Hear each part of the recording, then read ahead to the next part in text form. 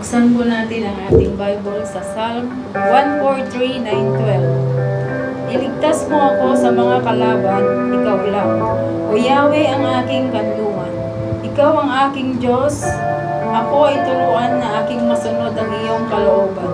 Ang iyong butihing espiritu ay patnubayan ako sa landas ng katuwiran. Iligtas mo ako, O Yahweh, para sa iyong pangalan.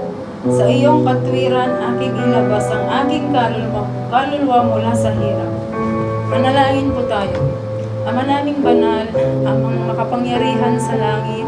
Panginoon, maraming salamat po sa iyong mga banal na salita, Panginoon. Dito na naman po kami sa inyong bahay panambahan, Panginoon, na makikinig at mag-aaral po ng iyong salita. Ama namin na nasa langit, buksan mo po ang aming mga mata, mga tenga, para marinig po at maintindihan po namin ang iyong salita. Patawad, Panginoon, sa aming mga nagawang mga kasalanan sa linggong ito, Panginoon. Maraming salamat po sa iyong kabutihan, sa pagmamahal, sa proteksyon, na kahit ano man po yung nangyayari sa aming kapaligiran, ay nandyan ka po lagi para protektahan po kami, Panginoon. At sa aming mga mahal sa buhay, Panginoon, gabayan mo po sila, ilayo mo po sila sa anumang karamdaman, sa anumang kasamaan, Panginoon. At sa iyong mga salita, Panginoon, maraming salamat, Panginoon, na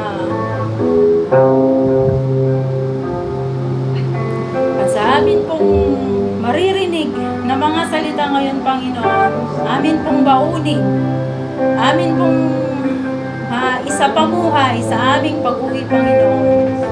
Panginoon, maraming salamat, Panginoon, sa buhay na binibigay mo po sa amin, Panginoon, na kahit kami makasalan, Panginoon, ay binibigay mo pa rin kami ng pagkakataon para ituwid po ang aming pagkakamali, Panginoon.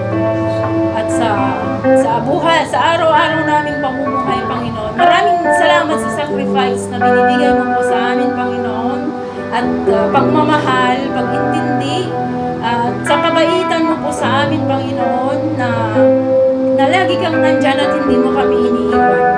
Maraming salamat sa pagmamahal, Panginoon. Sa iyo lahat ng papuri at pasasalamat. In Jesus' mighty name, amen.